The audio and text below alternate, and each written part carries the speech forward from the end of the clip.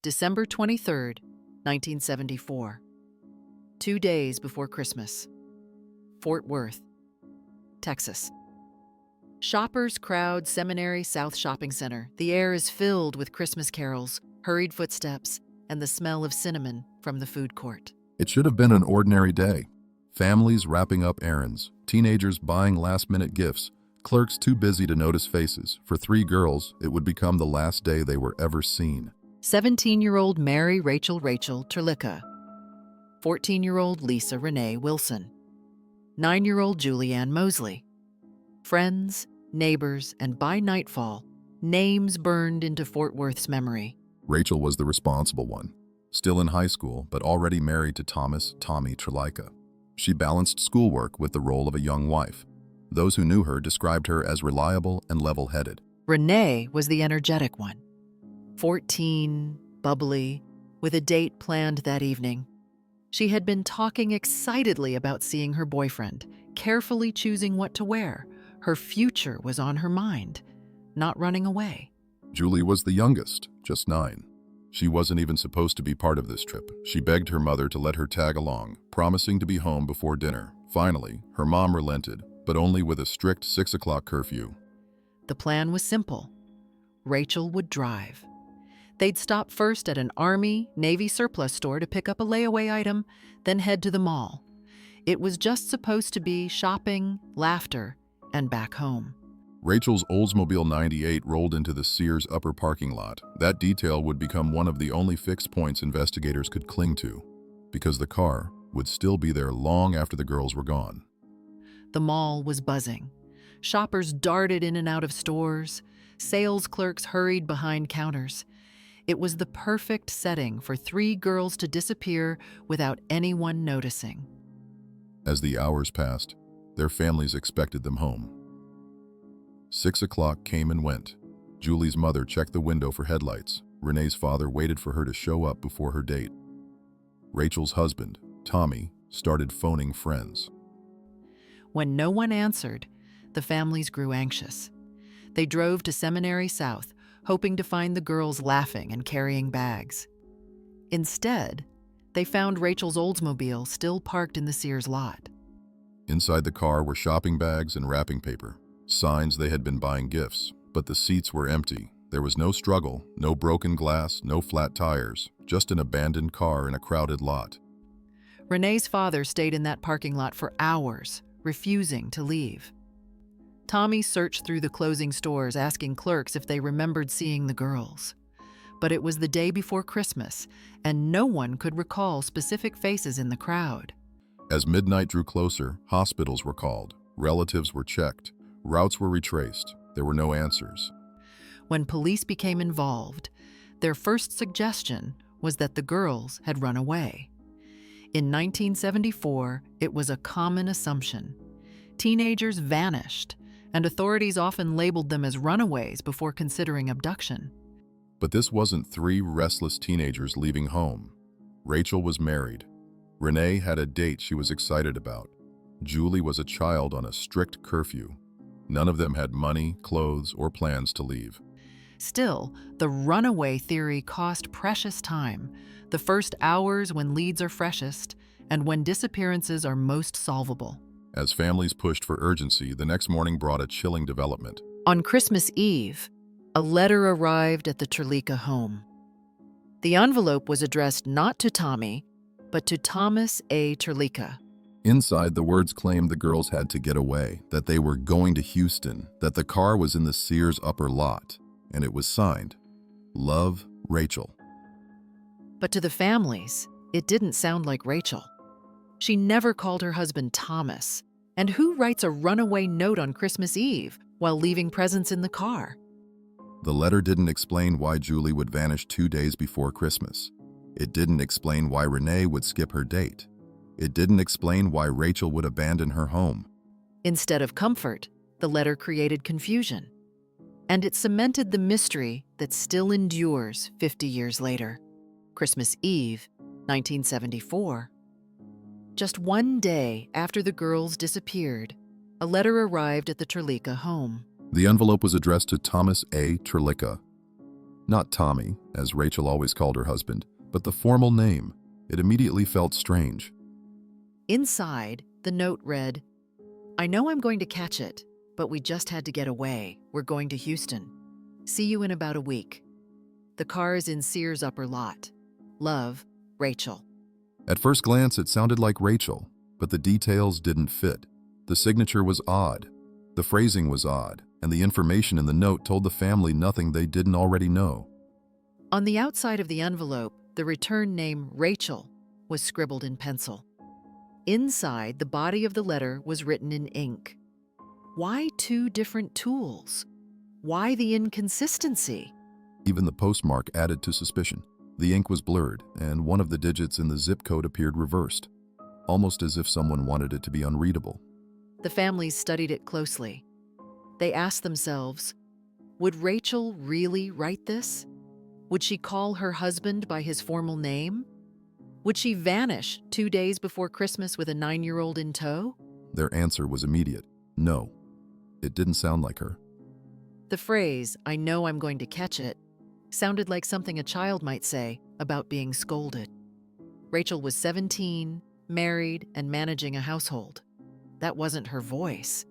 And the note claimed the car was in the Sears lot, but everyone already knew that. The families had found it the night before, still holding shopping bags and wrapping paper.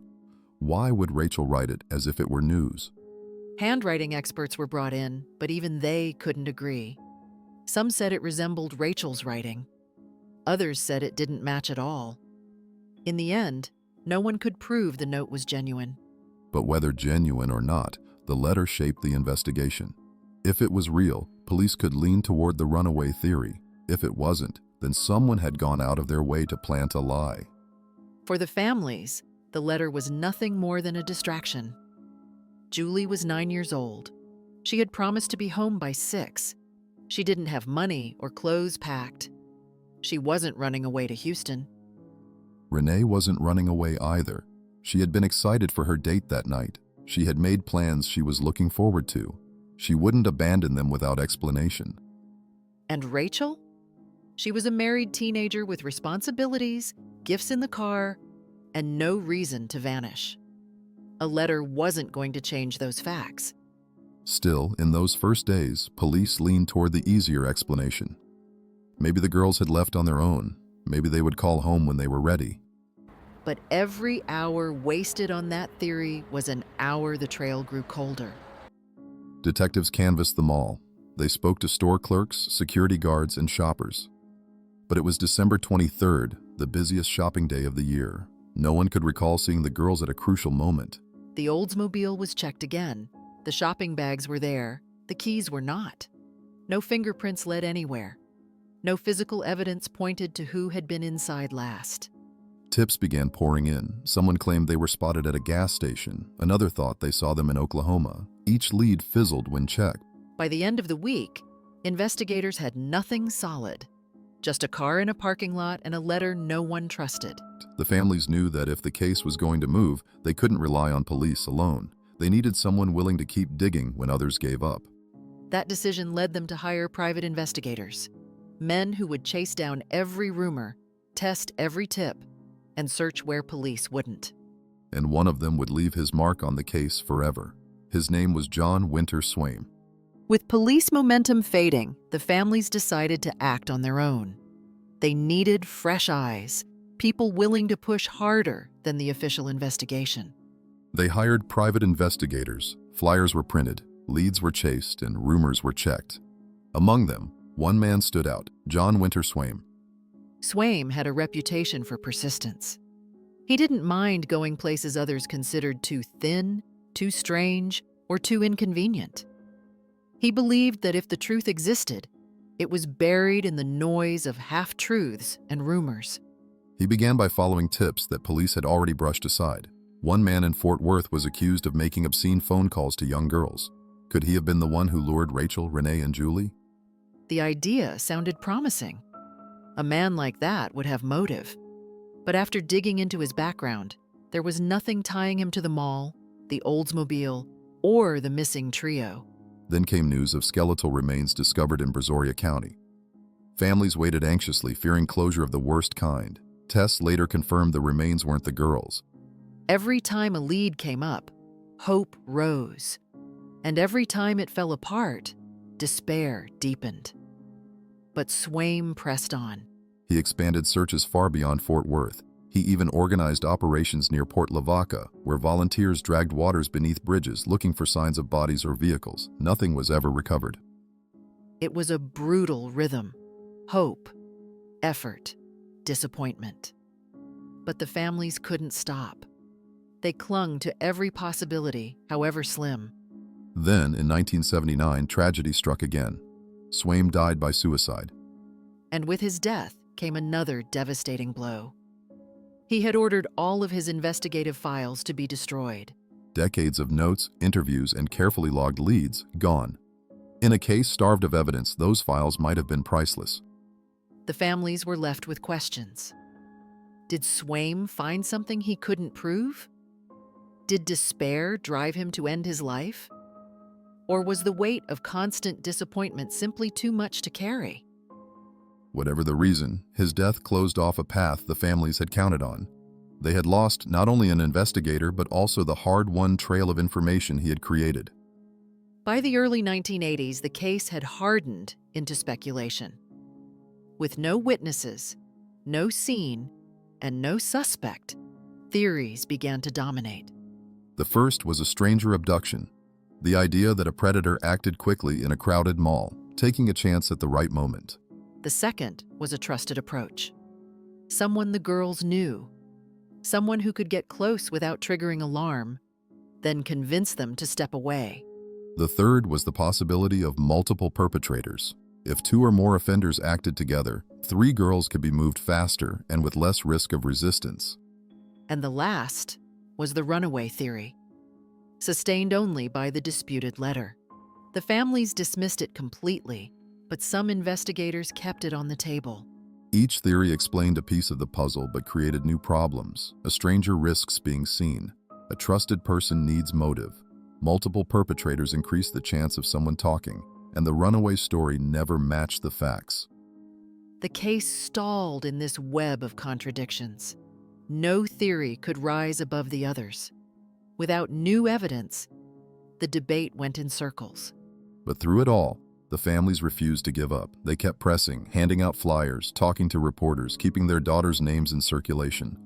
Every December, the season that should have been filled with joy was instead a reminder of what had been lost. By the end of the decade, the Fort Worth trio were no longer just missing persons. They had become a Texas mystery, a story whispered in shopping malls and remembered every Christmas. But mystery was not the same as truth. Behind every theory, there was still only silence. And silence would remain until the case entered a new century and new investigators took another look.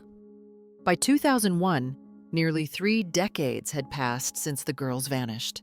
That year, Fort Worth police made a decision that meant everything to the families. The case was officially reopened, this time as a homicide. It wasn't just paperwork, it was recognition. For years, officials leaned on the idea of runaways. Now, detectives were acknowledging what the families had known from day one: something criminal had happened. Cold case investigations moved slowly. Detectives pulled old files, reread interviews, and compared timelines. They knew the trail was cold, but they also knew even small cracks could let in new light. They lacked DNA, security cameras, and modern tools. What they had was geography, memory, and persistence. Geography meant looking again at the places long rumored to hold answers. One name came up again and again: Benbrook Lake, only a short drive from the mall. For decades, people whispered that the trio's fate might rest beneath its waters. In 2018, volunteers and divers decided to act. Sonar sweeps revealed the outlines of submerged vehicles. It was the kind of discovery that set imaginations racing. The recovery effort was slow and tense. Cables strained, mud churned, and a vehicle broke the surface. Neighbors lined the shore. Families held their breath. When it was checked, it wasn't theirs. Another vehicle followed. Same outcome, no link to Rachel, Renee, or Julie. Divers later examined a third car still underwater. Again, no connection. For families, it was heartbreak, but for investigators, it was progress. The answer wasn't in Benbrook Lake, and eliminating a possibility still mattered. Cold cases live on elimination. Every "not here" narrows the search. It stops the next generation of detectives from repeating the same ground. The lake searches also reignited public attention. Cameras rolled, headlines followed, and strangers remembered 3 names they hadn't spoken in years. And that mattered. Even without discovery, the message was clear. This case wasn't forgotten. Reporters, too, played a role. Each anniversary, they reminded the public of the basics.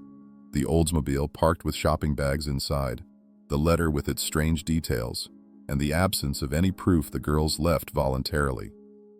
Detectives refined their thinking. If strangers had acted, why no screams, no notice in the crowded mall? If the girls trusted someone, who could it have been? 2 theories emerged as the most likely. The first, a trusted approach. A familiar person near the car or inside the mall, convincing the girls to step closer, perhaps promising help. The second, a coordinated approach. 2 or more offenders acting together, making it possible to move 3 victims without attracting attention. Both are chilling. Both fit the silence that followed. But neither can be proven without evidence that has yet to surface. So the case remained where it had always been, haunted by possibilities, starved of proof. But the lake searches showed something important. They showed that strangers would still give their time, money, and effort to search for 3 girls who deserved answers. And they showed the families that even after 40 years, their daughters were not forgotten. The truth wasn't found at the bottom of a lake, but the effort itself proved the story still had weight, still had people who cared enough to keep pulling at it.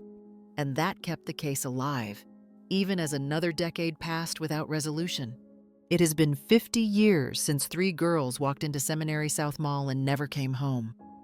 Half a century of questions, and still no answers. No confirmed sightings, no remains, no arrests, just silence stretching across decades. For the families, that silence is heavier than words can describe. Every December, while others prepare for Christmas, they live the anniversary of loss. Reporters return on milestones, the 25th, the 40th, the 50th. Each time cameras capture family members repeating the same plea, please don't forget them. Behind the mystery are 3 real lives. Rachel, only 17, already a wife, building her future. Renee, 14, excited about her evening plans. Julie, 9, just wanting to be included. The National Center for Missing and Exploited Children has created age-progressed images. They show what the girls might look like today, middle-aged women with decades of life behind them. They are haunting reminders of what was stolen. Birthdays that never came. Graduations. Weddings. Families they never had the chance to start. An entire future erased in one afternoon. The mall has changed. Seminary South is now La Grande Plaza. The shops are different, the paint is new. But for many in Fort Worth, the memory of that Upper Sears lot hasn't faded. This case reshaped how parents thought about letting children roam malls, how police handled juvenile disappearances, and how communities view the word runaway. The families have borne the heaviest weight. Empty chairs at Christmas dinners, birthdays without candles, holidays turned into anniversaries of loss. And yet, through all of it, they've never stopped pressing for answers. Interviews, flyers, media appearances, every effort aimed at keeping the story alive. Because memory is power.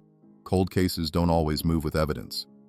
Sometimes they move because people refuse to stop speaking.